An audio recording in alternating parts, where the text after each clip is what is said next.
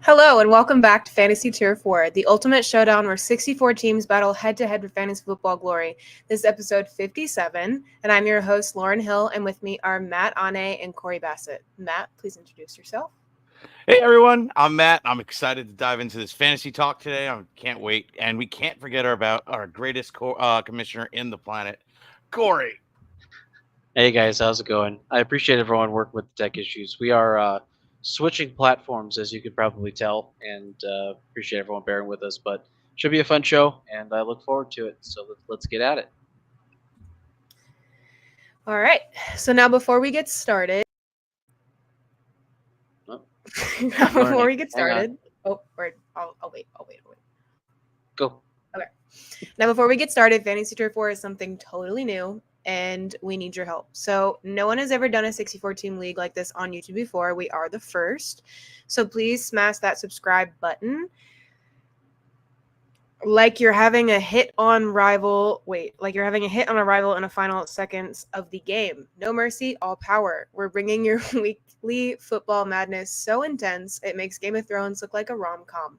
Don't know if that's even possible. All right, and forget it. Tapping that notification bell, obliterate it like it just fumbled the game-winning play. Miss even a second of the show, and you might as well take up bird watching. Let's bring in the chaos. Every week, that makes me look like a fool. Thank you, Corey. All right, so we have a Glad I could goal. help. Yeah, of course. We have a goal by Halloween. So next Thursday, I believe, to hit 250 subscribers. The last time I checked, this morning we were at 127.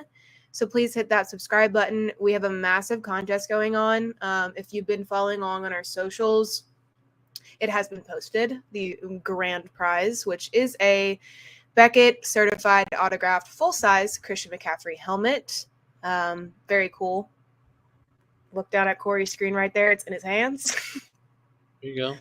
I had it Very on the other cool. camera. I had it nice and set up in the background, so it would be constantly displaying, and then that didn't work. So there's that. And we're making changes today. It's okay. As well as the fact that isn't the only prize in the contest, that is just the biggest one. So please pay attention to that to learn what the other things are. Also, we will be releasing a bonus code in this episode like we have been for the last couple of weeks. So stay in the stream because you never know who could say it, when it could pop up, what in the heck the word is. It was interesting. I don't know. Are we? All right, cool. Thank you, Corey. We are. Okay. And then, one last thing. Last week, we actually launched an online merchandise store. So I realized also last week I didn't spell this out as well as I should have. So basically, the website is Fantasy Tier 4, like spelled normally, dash the word shop dot fourth wall. So the whole word fourth and then wall.com. And there are literally all kinds of things on there that you could possibly think of. Tapestries, t-shirts, cups, whiskey glasses, all the things. So go get your Fantasy Tier 4 merch. And with that being said, Corey, what is going on this week? A lot, if you can't tell. Hang on, let me switch that around. Yeah, that's better. Nope, I like this one. Yeah, let's just go with it. So we got a lot going on this week. We had quite a public spectacle's the wrong word, so let's call it. We had contacted some missing teams about their extended warranties on their fantasy football teams that were about to expire, and wanted to make sure that we got engagement. So, look, we did everything we could. We tried to contact the teams privately, send them the message, had their emails, whatever it was. These teams drafted, and at the end of the day, like, they're not playing, and they were just ghosting the league, and it wasn't the most fun for everyone involved. So we kind of put out a little ad on Facebook, or just a little image out there. We just shared it around saying, hey, like, you put on notice that we're going to replace you, and I think within 12 to 24 hours we had all three teams replaced. So they are effectively out, and we have the new teams in there. So we're working on getting them all registered. They all played last week. I think one of them won. If not, they all came really close. So like the teams that were complaining about the teams not being around might live to regret that because these guys seem to know what they're doing. So yeah, but it's been fun. Lots of new stats. We built out the database, so we have a whole bunch more records. I think there's like, I'm gonna get the exact number, but I think the last check there was 265 records that we're keeping track of now, and like we have the leading candidates for all of it. So lots and lots of stuff going on in the background, and then obviously you could tell that we switched our platform tonight. So we'll keep making those modifications. And yeah, everything has its upside. You know, we'll make this work. I appreciate everyone hanging around. We talked about that. So content library, everything's on Rumble, Twitter, YouTube. This should be streaming out to Twitter, X, YouTube, and I believe Twitch is up on this platform. But I'll be working on all that in the background. We did have our Zoom call set up. Unfortunately, with all the tech stuff going on, we're gonna push that off to next week. Just want to make sure that we're kind of getting to the heart of what we're here to do. So we will reach out. I did see a number of people sign up on the email list, which is great. So if you are interested in being part of the show next week, or even perhaps on Thursday's show when we do the league updates, make sure you're going to fantasyturf4.com, sign up on the email list. That's the only way you're going to be able to get the Zoom call link. And so, you know, if you want to be part of the show, bring your lineups, bring your fantasy football problems, and we'll do our best to try and help you out. I'd put Matt on a high horse, saying that he was ranked third in the league, and so he was kind of our resident expert. But you know, sneak peek of tomorrow, Thursday's episode, you bumped to fourth, Matt. So I'm sorry. Wow, way to do me dirty. No, do him dirty. Y'all did me so dirty last week. Let's go. Let's go. all of the clips. So we use different software and things to help us with all of our clipping, and like 90% of them were all of Lawrence getting trash talked. So even AI Word. wants us to go for it. So Word. I hope they did well. yeah. Well, it's getting quite a bit of views. So the whole movie list seems to be getting a lot of traction. So we had one we just added before this. So Dumb and Dumber is now on the list. Actually, can y'all like make me a Google Doc and just like every time you make a reference and I don't get it, you just. I'm gonna make it an overlay. Like I'm just gonna put it on the show. Oh, okay. Mhm. God, okay. And then you could have a sideshow where you watch the movies. Like See? like Look at Teens React, that kind of thing. Like a while ago, they used to do that on YouTube. Sure, more like You Lauren know what I'm gets talking caught about? up culturally. Okay, you're too old. When Gen Z watches a movie of old. We're gonna call do a it. whole Does Gen Twitch Z channel. find? We're gonna do it. Does Gen Z find this offensive? So Answer is always other than yes. that, it's been a fun week. My own fantasy teams are not doing well, so I need to step up the game. But yeah, it's been fun, and we're hitting the halfway point. So there's a lot of cool statistics coming out, and we've got. I think I've got a prediction on who's going to win the divisions, or at least make the playoffs. I think I got that. So, what was that? That was me pointing at myself. It was a bad angle. I'm a little. It's getting clipped. It's all right. I'm just super zoomed in. Like I think I could see like every single gray hair in my beard. And I got to figure out the camera because the camera's here, but the monitor's over here. So I got to figure that one out. All right. Anyway, Lauren, it's back to you. I think I've embarrassed myself enough for tonight. All right. Your turn. So we will be doing basically what we've been doing the past couple of weeks of talking about a couple of players that you should be looking out for, replacing players on your teams that maybe have moved to IR or out or whatever, maybe kicked out because they're going to a court case. I don't know. But as well as that, we are going to be talking about a few people that you should be selling high and buying low, which is a little new additive because we are about halfway through fantasy football this season. So starting with just our normal thing of we're talking about players. We're going to start with Ricky Pearsall, who's a wide receiver for the San Francisco 49ers. This is a fun one because, I mean, he didn't words. He got injured earlier this season, and not a typical injury. He was shot, and he will be coming back. And yeah, I mean, Matt, you want to give your 2 cents on this one? Yeah. Ricky Pearsall was shot in the chest, was getting robbed for his watch. Unfortunately, this is the second year in a row. Last year was Brian Robinson from the Washington Commanders.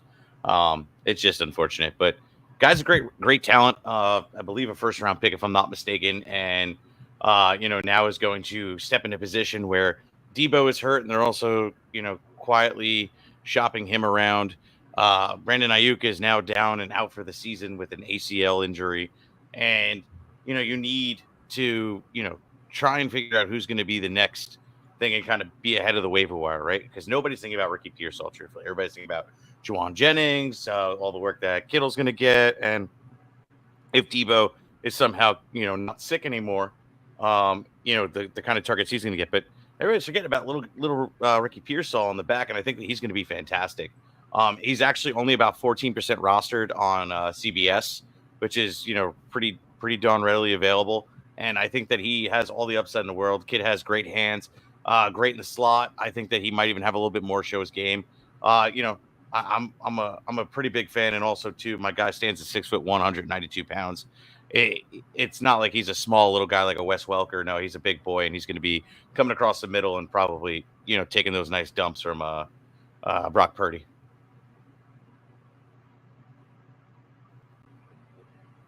Yeah.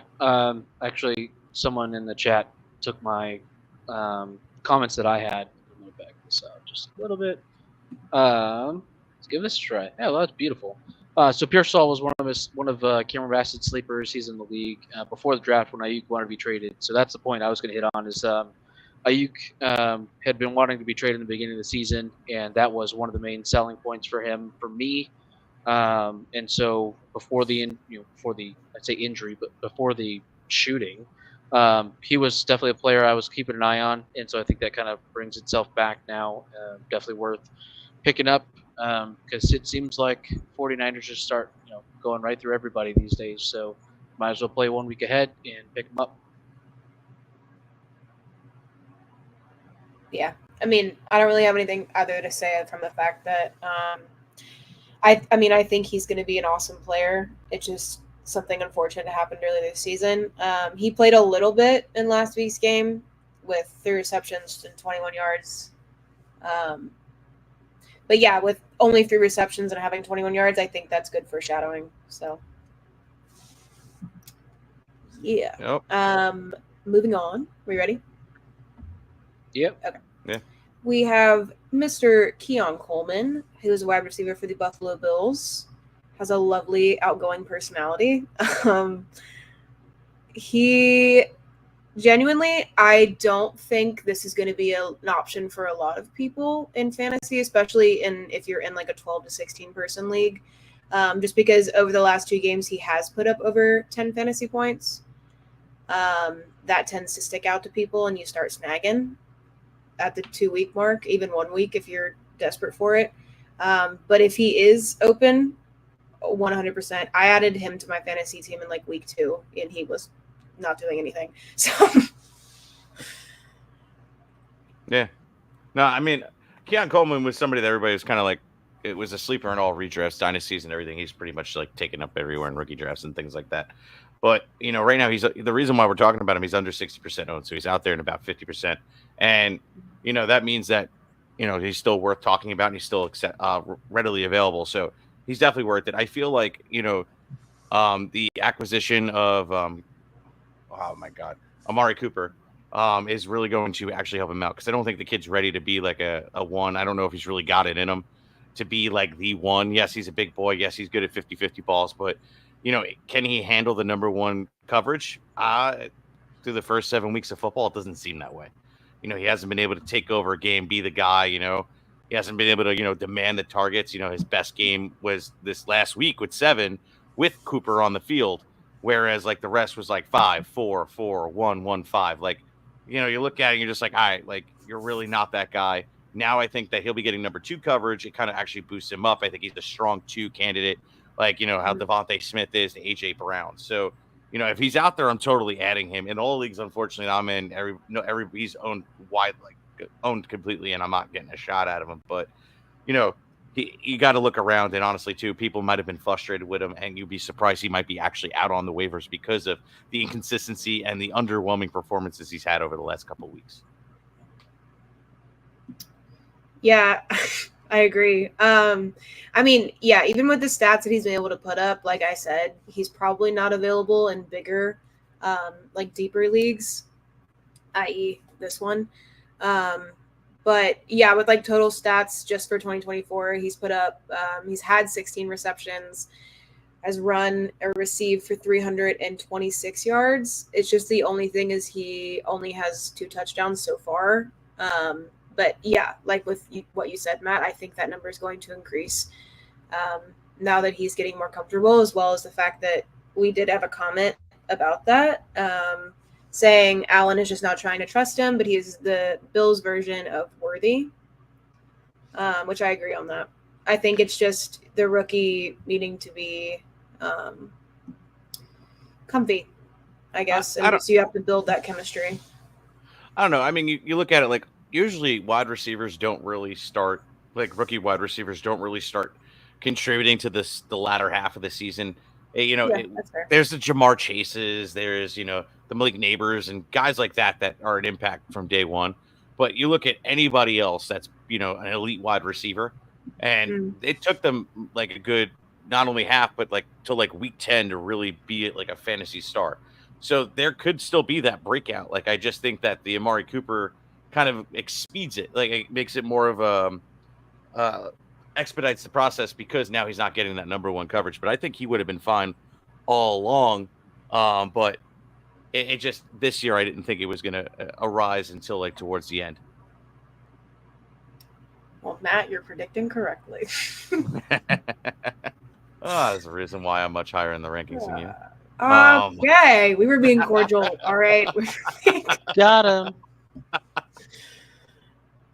Oh, I don't know if that was Corey reapproaching, and then he backed Yeah, it was. He just had to do that real quick. Oh, okay. He said he had to divide us. All right. He's like, stop fighting. I was just saying got him, and then that was it. Okay, keep going. Yeah, way to kill the funniness. Oh, well, okay. I was gonna ask if he had anything to say about Keon Coleman. Oh, he's back. No, I think you guys hit all the points. At this point, especially in fantasy turf war, he's going to be rostered in all the leagues, so you're kind of just riding with him. I think you guys hit everything else, though. Sweet. Right. Then moving on.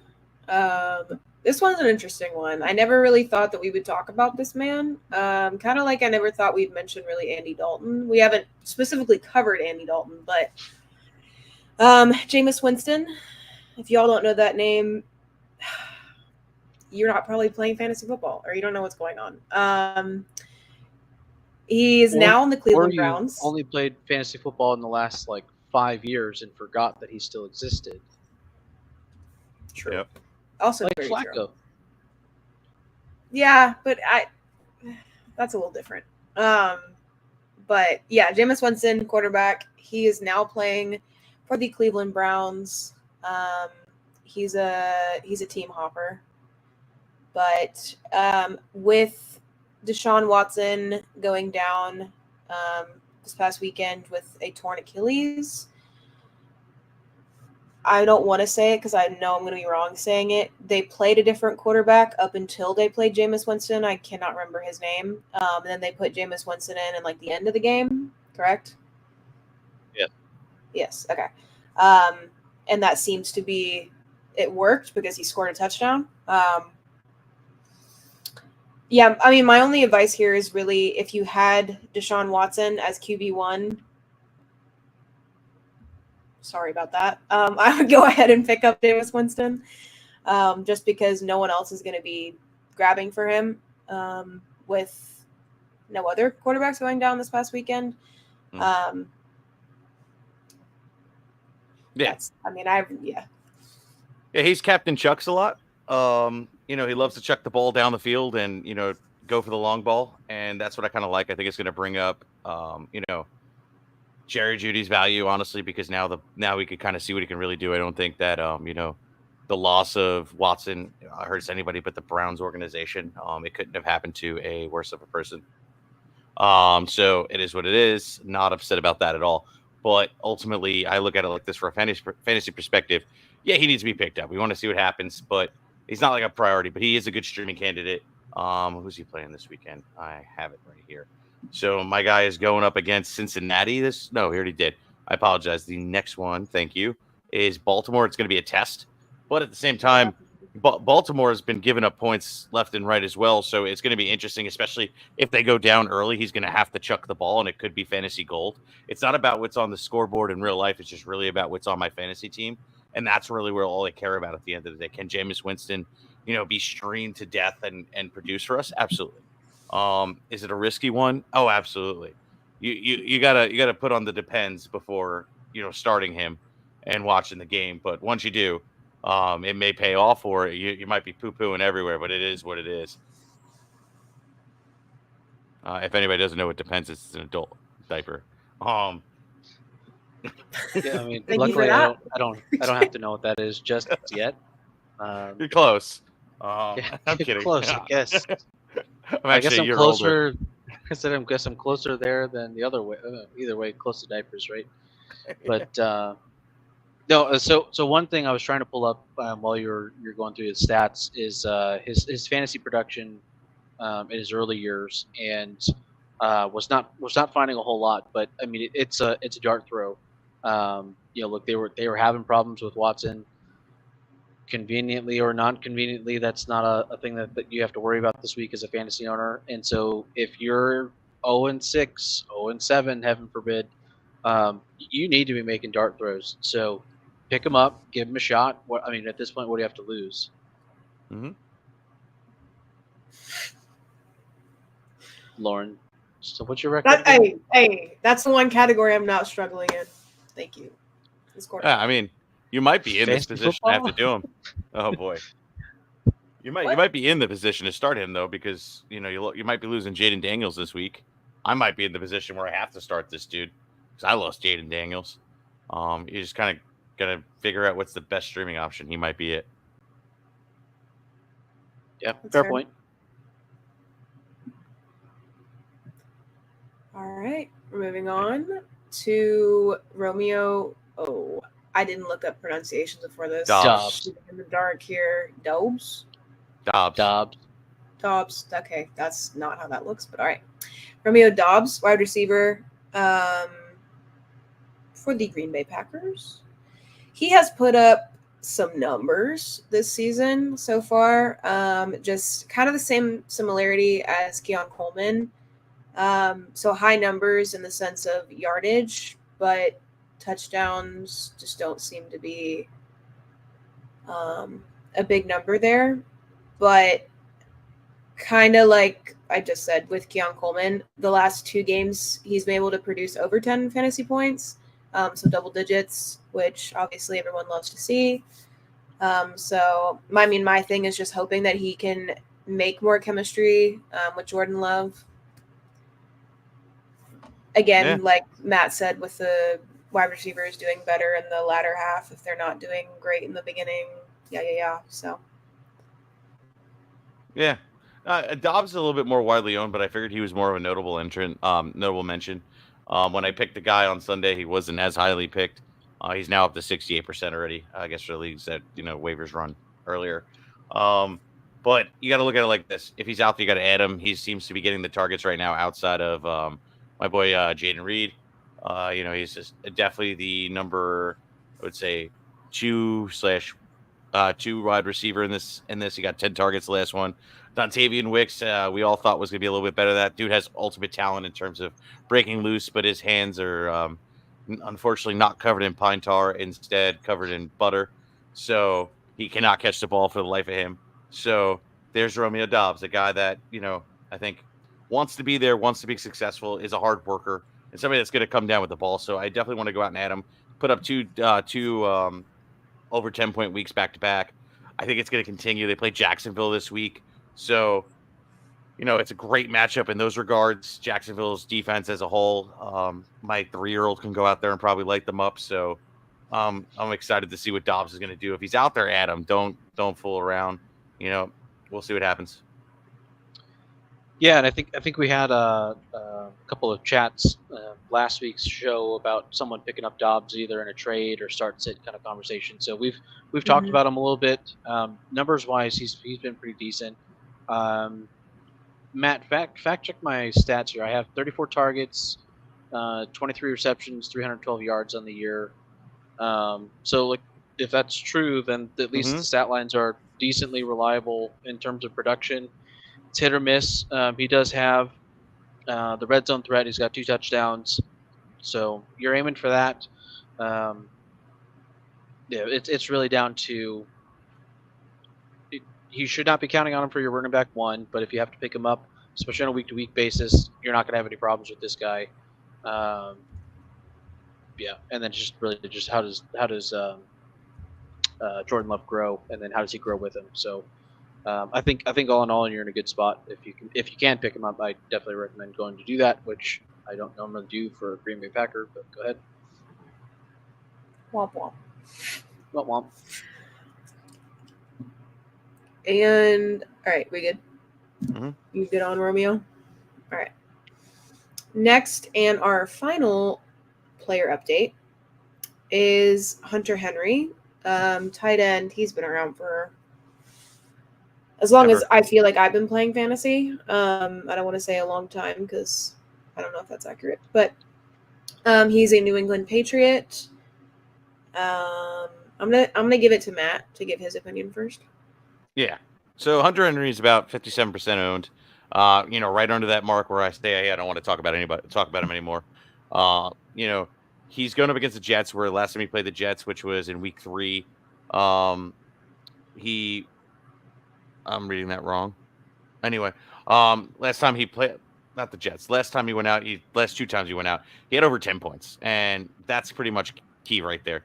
9 targets in his last outing, 5 targets in his outing before that, 11 and 13 points, solid. He's earning his way. May looks to target, and plus, what I like about rookie quarterbacks is truthfully they love to target their safety net of Hunter of their tight ends, and he seems to love Hunter Henry as well. So the connection seems to be there, which means targets are going to go his way. The first time they're together, he gets 9 targets. Like, how you doing? This might be fantasy magic for us right now. Scoop him up because the market for tight ends as a whole, honestly, quite garbage. Like, Dalton Kincaid's not performing. Travis Kelce isn't performing. Anybody that you expected to go off this season is not really performing above the pack. And to get an edge anywhere, which shape or form that could have a higher ceiling than anybody else, and it's coming off waiver wires, you need to go out and add him. Hunter Henry is a must-add for me. Yeah, agreed. So when I was doing my own team kind of research, I am in need of tight ends in some of my teams this week. So I looked at Hunter Henry. What is great for him is his target share, like you were hitting on. He's definitely got the production there. I have in week 2, he had 8 receptions, 109 yards.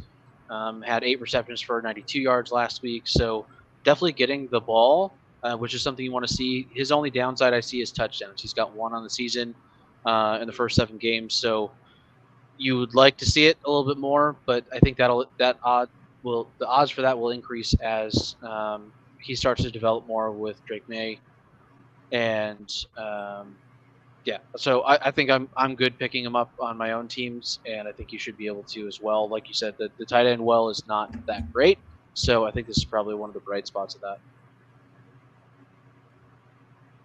Yeah, I agree. Lauren, who's your tight end? Huh? Who's your tight end? My tight end right now? Yeah. In this league? I'm going to pull it up. I don't even know, to be honest. Wait, yeah, I do. I think. I have like 4 different teams, and I've flopped with tight ends. Everybody's flopped with tight ends this year. Don't feel bad. Except for me, I picked Kyle Pitts.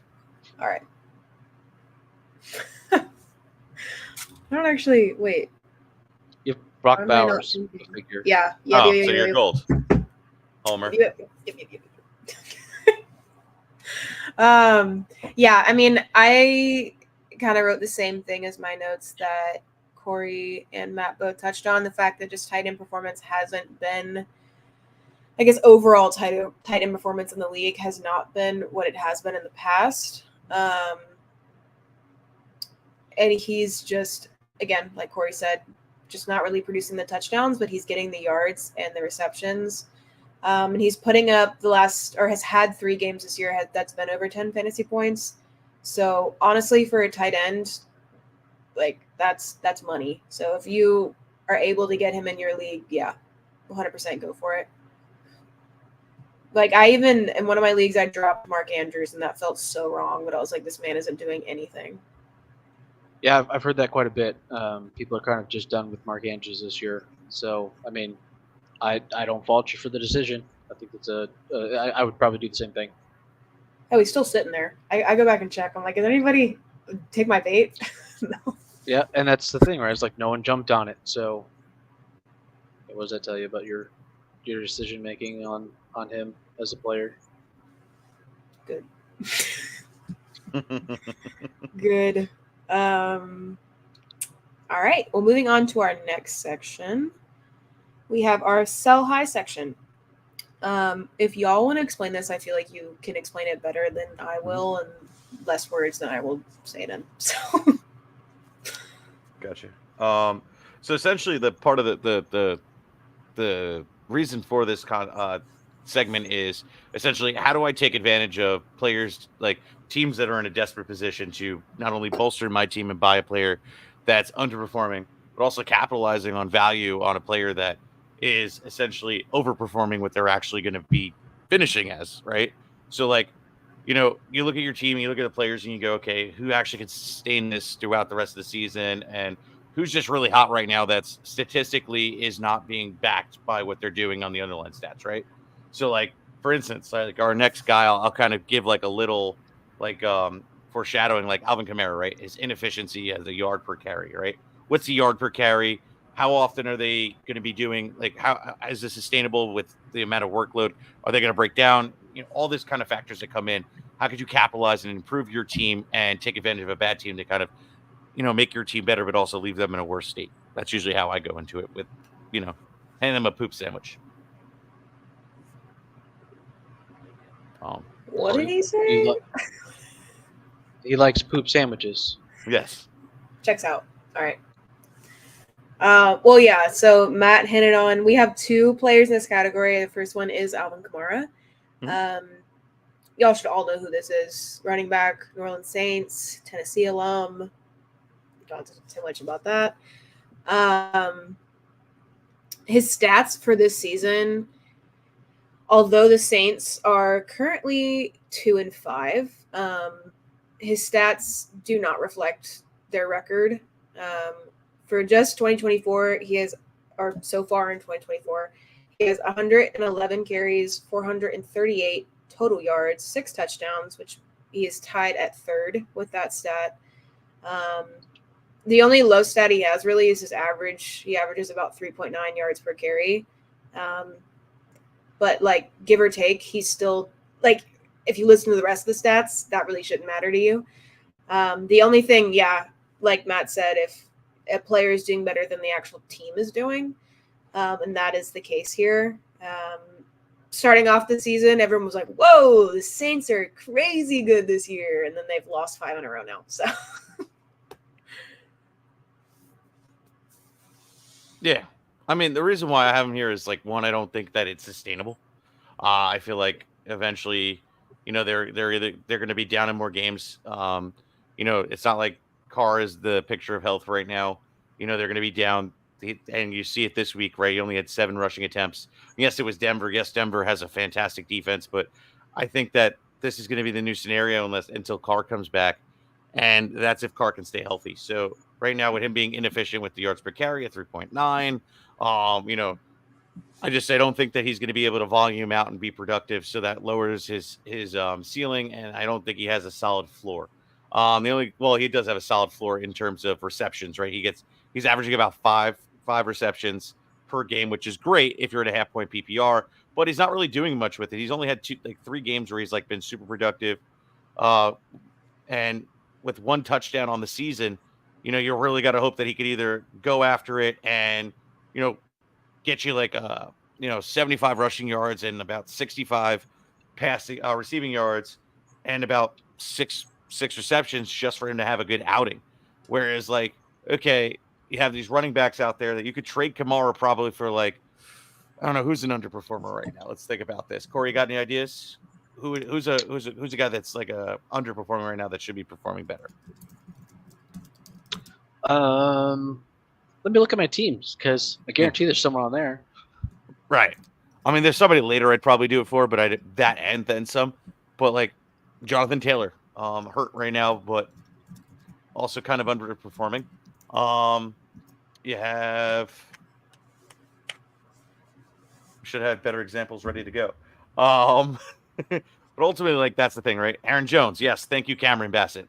Guys like that are underperforming that are going to be able to get touchdowns and not have to be so reliable on receptions and yards to bolster it, right? You want the red zone targets. A-Chain, yeah, beautiful.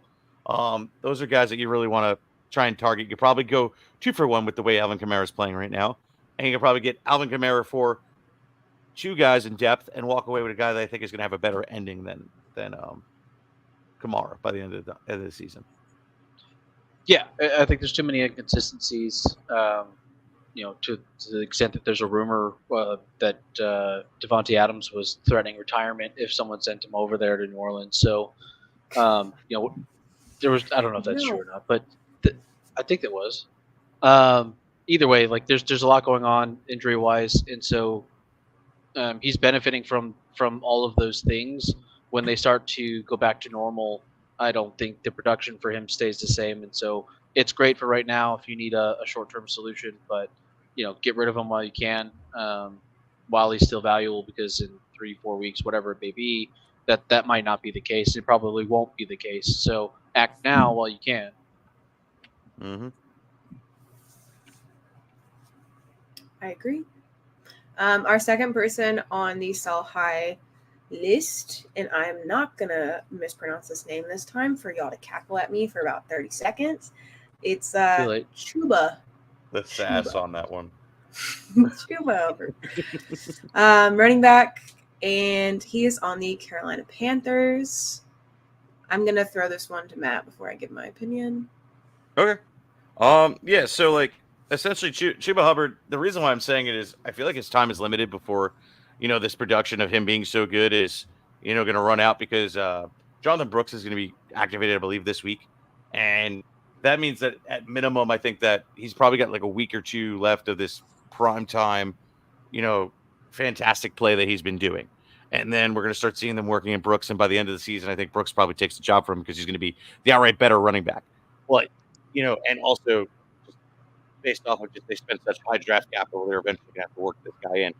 But, Chuba's been great. But this is the perfect sell high moment, right? If you don't have Jonathan Brooks, this is the guy you want to trade. Trade him to the Jonathan Brooks owner and be like, hey, man, look, I see you struggling, or hey, you need another running back. I got Hubbard, and I know you're waiting on Brooks. Like, let's go. And that's how you kind of get that deal done. And then you'll be able to get a pretty high price. Like, this guy was like a round 10 pick, and you're going to be able to trade him for like, a 3rd, 4th rounder, and possibly go out and get like a Cooper Kupp, to things like that, or whatever you're kind of lacking in to try and fill that hole.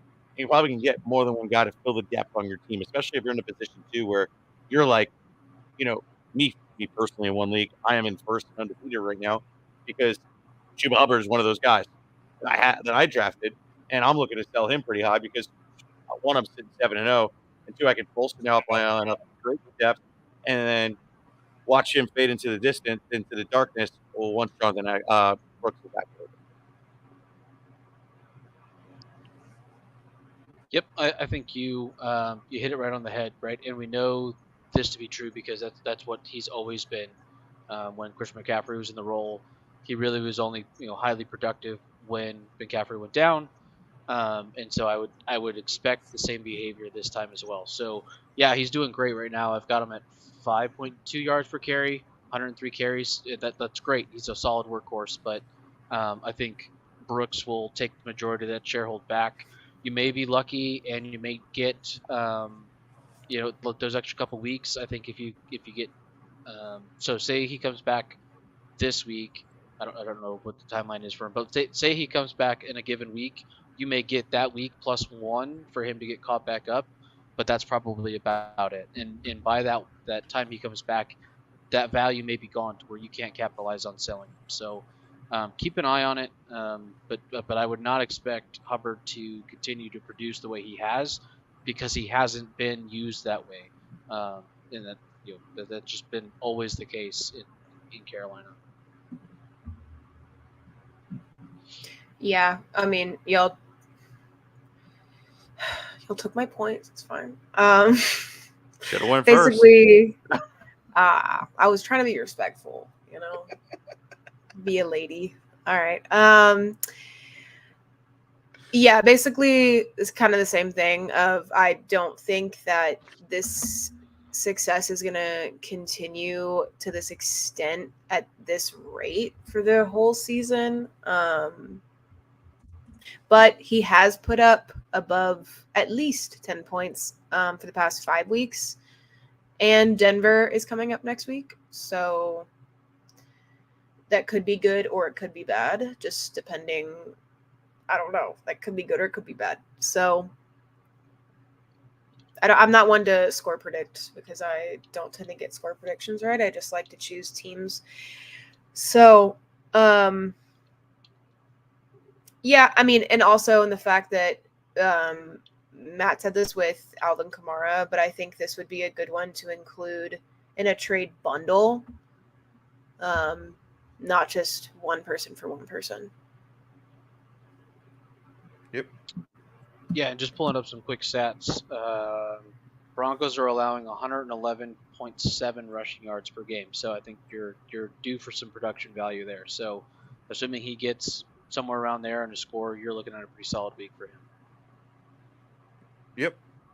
On top of the reception game, he's averaging about 5 targets a game. So these are all selling points. We're not hyping up Chuba. We're saying he's a bad player. It's just he's going to lose this very soon. So these are all talking points that you can literally take verbatim and just say, hey, look, this is what's about to happen. You want them, sell them, be a salesman, put the hat on, and that's how you get it done. And you talk them into, not only giving me like Tyreek Hill, who's in the next segment, and maybe, well, no, you'll probably just get Tyreek Hill, but that's fine for me.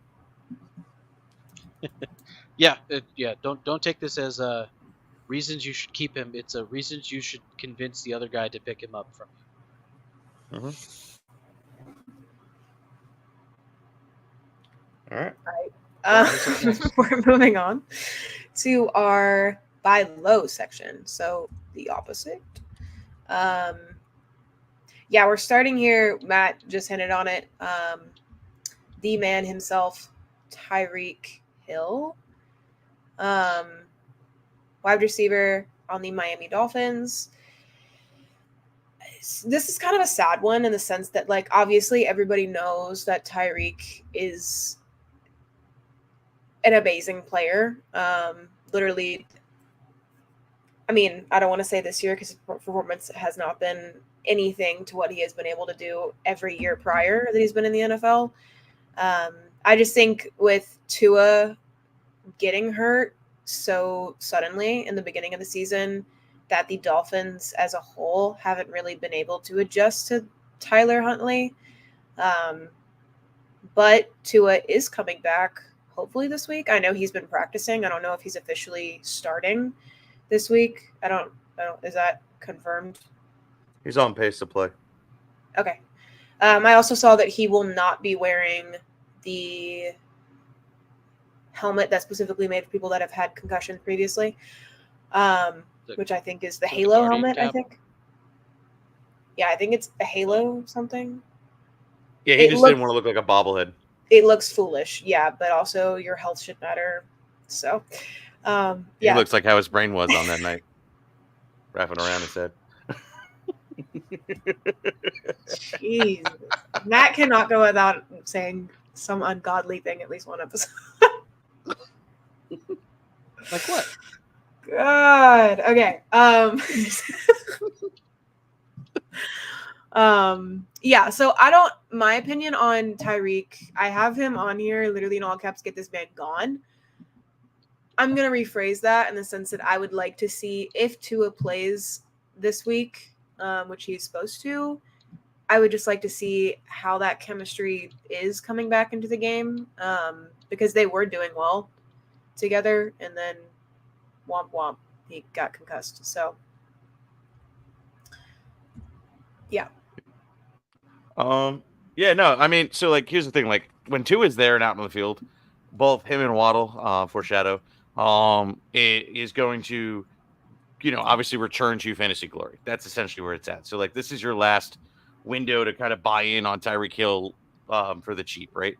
Because right now there's a lot of question marks surrounding Tua. Tua is pretty much the lifeline of fantasy production. Is he going to stay healthy for the rest of the season? What's that going to look like, etc. So yes, this is going to be a little bit of a gamble, but like, for instance, specifically when we're talking about Chuba Hubbard, who's a top 10 running back right now, you're willing to trade him and go out and go get, honestly, before the Tua injury, he was the like 1/2/3 pick overall in the draft. So like, you're going out and you're going to bet on the talent and bet on just like that. And those are the risks you can take, especially with, okay, what's the worst that happened? You traded your 10th overall pick for this guy, and then now they're performing like a 10th overall pick, and this guy's going to fade into darkness anyway. So who cares? Just do it. I think it's a great trade target. Somebody that, even if I had to throw in Chuba and something small to get the deal done, I'll probably do it, because the bet is on my side. The odds are on for me to hit on that side, and the time is running out for them. So 100%, I'm trading for Tyreek Hill all day long. Yep, I agree. Yeah. Also, to add in the fact that the Dolphins are playing the Cardinals this weekend. So the Cardinals are currently 3-4. Miami is 2-4. So that could be an interesting game in the sense that it could be over by halftime. Ring, ring. That's the keyword. That is our code for this week. We should have a corny alarm on the show. Halftime. I had to loop it back in. But actually, the game could be over at halftime with that game. Actually, I was not a lie. So yes, that's your code. Just dance pay pop. attention. That's what you get. What? No. Okay. There you go. That's all I got this week. I'll have more next week. Thank you. There you go. Yeah. I don't know, man. I just default loaded into this thing. I got the camera set up. I'll do it again. Oh, did you see that comment? Yeah, Tua bobblehead needs to be a short for the show. Yeah, can you just get Matt going like that? Yeah, I could do that. No problem. For sure. All right. I'm gonna end up with like a defamation suit or something. I think you have to be famed to be defamed, right? Well, for Tua, I'm gonna get it for defamating him. Oh, I got you. I thought you were talking about you. No. Yes, the code is halftime. It is loaded into the contest platform. The link is in the YouTube description, and it is working. So, actually, I just lied to you. It is not in the YouTube description. Give me like 10 seconds, and it will be. Updating that. While that is being updated, we can move on to our second buy low person, which is on the same team as Mr. Tyreek Hill, Jalen Waddle, another wide receiver on the Dolphins. The only thing I kind of have to say here, same kind of thing as above. The Dolphins kind of lost their spark when Tua went down. Yeah, they lost to Peter Tingle. Yeah, Jalen has obviously had explosive seasons in the past and better seasons than this year. Obviously, yeah. I mean, I just literally have like the same thing to say about him that I do about Tyreek. Yeah, I mean, look, we all know Waddle and Tyreek are, right? And especially Waddle. Like, Waddle's going to be fantastic when Tua is out there. That's just bottom line. Yeah. So I'm going out. He's the cheaper one of the two, too. So, like, he's the one, like, okay, cool. Like, the Tyreek Hill owner's not doing it. So, like, let me go after the Waddle owner. Waddle's going to be fine. Waddle just has a little bit more of a volatile finish. So, like, whereas, like, Tyreek Hill has a safe floor. So I'll go out there. I'd still offer Chuba or I'd off. And Kamara, I mean, that's kind of the guy that'll probably get you the Tyreek Hill as well. But anyway, with the Chuba, you'll be able to trade him for Waddle and then something and make something out of it. You know, Waddle's literally doing nothing for nobody right now. I have him in a lot of leagues. I went so heavy on him. I'm very disappointed, but it's not his fault. So now with the resurgence and with Tua coming back, this is the perfect time to buy low, last chance as well, because I have a feeling both these guys are just itching to explode. It's bound to happen, and Waddle's just going to be fantastic. He can break a 9 just as fast as Tyreek Hill and throw up 140 yards for a touchdown and change. So all day on Waddle as well. I'm trying to add him everywhere. Yeah. Yeah, so the stat I got here is without Tua, he had 1 reception for 11 yards last week. With Tua, Vomit. he had 5 catches for 109 reception yards, averaging 12.2 per reception. So there's a distinct difference between with and without him. So now that he's potentially coming back, you need to consider picking him up now, just because you know the target volume's there. It was there before; it should be there again. So, unless Tua just forgot, because you know the injury. I am Batman. If he thinks he's Batman, he's in the wrong place. I know I did an Optimus Prime, but yeah. All right, before I embarrass myself, you want to get this last guy? Too late. Yes. Our last guy is Travis Etienne Jr., running back for the Jacksonville Jaguars. Currently, he is inactive with a hamstring injury. This just generally doesn't seem to be his year. I've heard people complaining about his performance throughout the first couple weeks, as well as just the Jaguars are, as Corey likes to say, not the Jacksonville Jaguars, the London Jaguars. So they are also just not doing too hot this season. My advice for this one is simply that if you are playing in a dynasty league, this is somebody that I would stash, just because you've seen him do well previously. It's just, I mean, he's inactive, so there's no point to go out and try to acquire him, unless you can stash him. Yeah, that's my take. Yeah.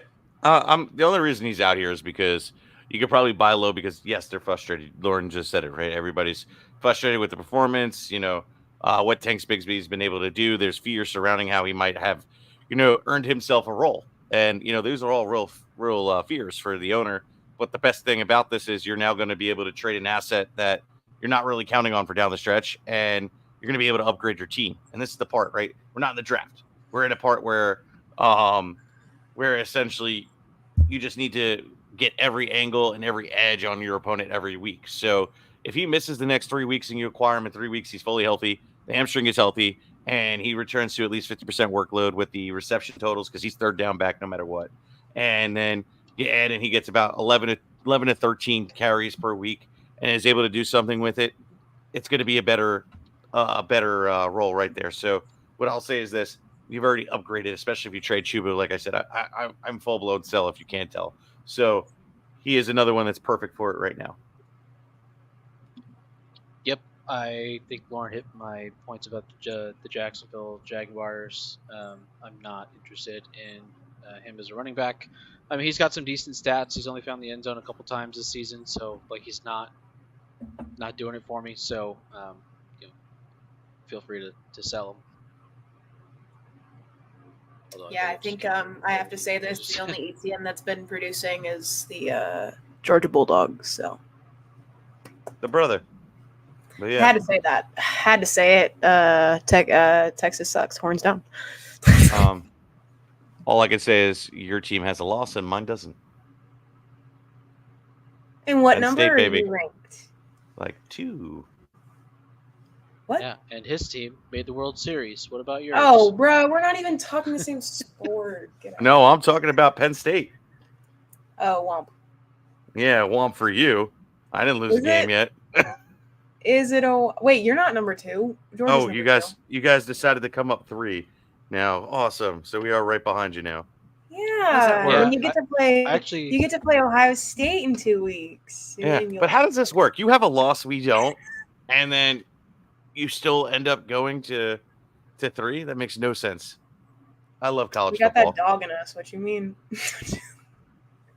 With the peanut butter. Actually, I take Matt's side on this because I'm actually giving a speech at Penn State in like 3 weeks or something like that. So What? I have to kind of. Corey.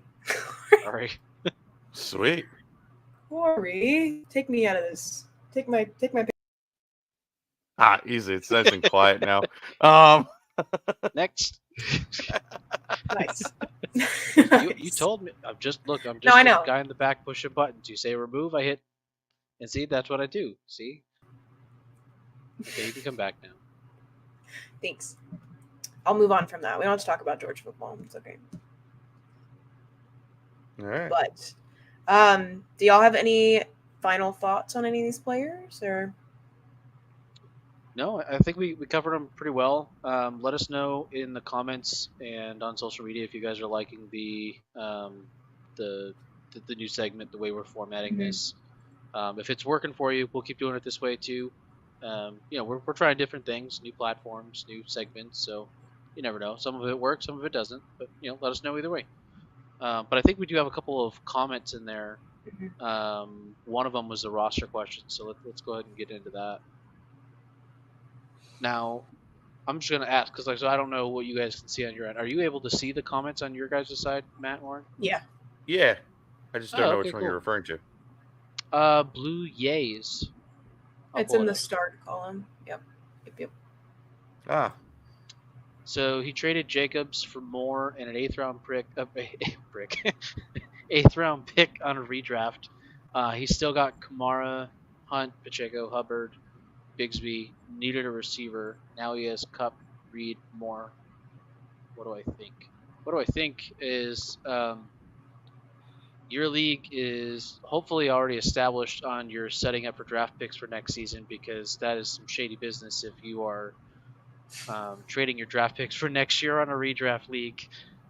We had someone try and pull that crap like halfway through a season on us, and they're like, "Oh yeah, we're gonna trade draft picks for next year." It's like, nah, we didn't talk about that. Yeah, But on the contents, I don't know how I feel about trading Josh Jacobs, because he actually has a job, whereas like now you're gonna like pray that Kamara stays efficient, Pacheco is able to come back, and you're gonna pray that ETN does not come back either, and that Brooks doesn't do anything for Hubbard. So like I feel like I would have traded Hubbard, I would have traded Bigsby, I would have even traded Pacheco, and you probably still would have got it because Moore's been so up and down this year. When he has good games, he has good games, but it's not much. You probably would have lost the 8th round pick, but who cares? You would have had Jacobs in this lineup still with Kamara, and it would have been a way better tandem. yeah, I think Could have got a lot more. Going back to what we said earlier in the show, in a couple of weeks you're gonna have a real problem once Hubbard is out of the picture and some of the health concerns on New Orleans start to work themselves out. You're going to be in a real pickle when it comes to your talent, and you're essentially going to be down to Hunt, Pacheco, and Bigsby, and I don't know which one of those would be your clear number one, and that would be a big problem, and that doesn't necessarily account for all the bye weeks, so then you've got that added in. So play the waiver wire, figure out who's still out there, just to build yourself that extra cushion, because in a few weeks, if you can't get rid of Hubbard for something more sustainable, then you might be in a little bit of a rough spot. So I would definitely look at making some moves now. Yeah. Got another one. Cameron Bassett. As a dynasty play at quarterback, Richardson or May. So I have to abstain because I think I'm actually in this league. So I think you should pick up Deshaun Watson. He's a great, solid player, and Yeah. it's gonna work out for you. It's gonna be big. Honestly, I'd trade Richardson and try and get as much assets as you can. May I don't foresee being a good fantasy football asset. I think he'll be a good quarterback in the NFL, but not enough to produce at a fantasy level where we're going to care about him all that much. So, if there's a market for him, I'd trade him as well. But like, I'd try and move on for Richardson, try and buy like an older guy, and see if you can kind of just like, get the most value as you humanly can. Richardson holds a what do you call it? Holds a lot of value in Dynasty right now, and you'd probably be able to get quite some assets for it, even if you're aging up a little bit. But I don't think Richardson's career, I don't think will be as long as the guys that you're about to trade for, because he's not even a 2 away. He's like an RG3 away from not playing.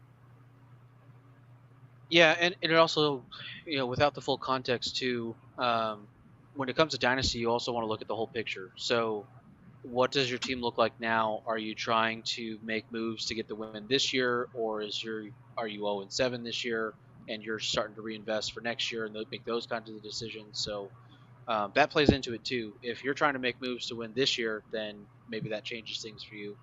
I still agree on May not being a long-term fantasy quarterback. He'll be good on the field, not in the numbers. Is usually how it works out. Richardson could help you win your league though, if that's what you're trying to do this year.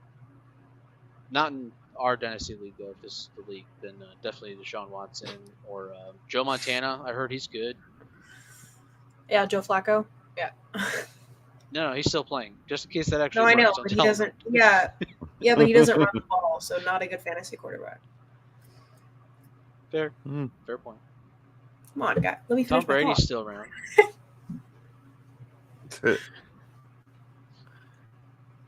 All right. And I did hear McCaffrey might be out for the rest of the season. So that was something that came in. Yeah, that's something that came in on my phone while the shock on Matt's face. What? It's an unconfirmed report, but I did see that. According to this report, unverified, Tom Brady has come out and said that McCaffrey is out for the rest of the season. Now, why would Tom say that? Because they're bros. Why is Tom gossiping? I don't know. Just saying, we could be on the cusp of some breaking news here. I have no idea. When was that? What is that on Twitter? It wouldn't really be. It was on Twitter, but it wouldn't really be like breaking news, right? Because he's been out for weeks and getting opinions in Germany. So that's true. But people can have the ease of mind of dropping him. Trade Christian McCaffrey now. Sell high. Like now. Okay. Yeah, so add to our sell high list, Christian McCaffrey. Yeah, I mean, look, it's something we talked about before several weeks now. It's like he's a known injury risk, and so that was something you bought into when you picked him up on your team one way or the other. So like, you know that. If that's not something you want to consider, this is probably a good time to reevaluate him being on your team. Going back to the dynasty question, he also has Hurts and Burrow in terms of quarterbacks. So I think longevity-wise, you're probably fine. Sell. Yeah, you're good. Yeah, that Anthony Richardson in Dynasty, that's like saying, so who wants to trade for Boardwalk in Monopoly? Because everybody's going to be all over it. Just do it. Yeah. Fair. Yep. Agreed. All right. I don't see any more chat questions or anything like that. We are only pulling in from YouTube, so I don't know if X is pulling in. Yeah, it is pulling in. So I don't see any other chats, so it should be good. All right. All right. Well, that is going to do it for this week. So thank you so much for joining us. Make sure you're following along on all of our social media, and please sign up on the website. Like Corey said earlier, tonight we are doing a Zoom next week for the show that you can sign up for on the website. So please go do that if you want to be a part of the show next week. Literally come with anything. If you're undefeated, you can come and talk to us about how awesome your team is. If you are, like Corey said, 0-6, 7, then please come and we will help you. So, other than that, yeah, our social media is what you'd expect it to be at FantasyStar4 on literally any platform you can imagine. Yeah. So Matt, where can people find you? And do you have anything specific you would like to shout out? One, I mean, guys, like if you're like, 2-4, 2-5, 3-4, you're not out of it. Even 1-6 right now. This is your last week. This is your last ditch effort. Do everything you can. Listen to everything we're saying and trying to make it happen. Manufacture a win. We keep from here on out. But guys, you can find me at Matthew_Ane, like here on the screen. You can also find me at Locked On Fantasy Baseball, wherever you may podcast. If you want some questions answered, hit me up on there. I'm on Twitter and Instagram that way as well. So. Yeah, and you can find me at Corey Bassetensi on Twitter. I'm usually answering on all the Fantasy Star 4 stuff as well. But I appreciate everyone sticking through some of these tech issues, but we're going to stick with StreamYard, I think, going forward just for the time being. And seems to be going well, and it was fun. Definitely seems like a higher quality over here. Yeah, but we're still going to find ways to make this more interactive and get you engaged. So make sure you're putting in the chat all the questions you have, lineup stuff, and we'll find ways to work people in as much as we can. The Zoom thing may or may not work. We'll test that out throughout the week, but we'll keep everyone posted. But again, the only way you're going to find out is through the email list. So go to fantasyturf4.com. Make sure you sign up on the email. It's on the homepage, and if you click join in the top right. And so also look for the final postings on the contest prizes. So we solidified there's 3 total prizes being given out. The grand prize has at least the helmet in it, and then we're going to announce what else is coming out on top of the various football cards that we've been showing off in some of the shows. So that is mostly edited. It'll be coming out this week. And then we have our Thursday show, which is our weekly updates for Fantasy Turf War, and we have a halfway show, which is a little bit different. So we have a couple of predictions, and we'll bring in some data to kind of back up the opinions. So should be fun. Lauren, where can people find you? You can find me, just type in my name, Lauren Hill. I'm on basically every social media. My Instagram is lauren.lisbeth.hill. Anything else, just Lauren Hill. But other than that, be excellent to each other, be kind, and until next time, keep moving forward. See you. Peace. All right. See you. Thanks, everyone.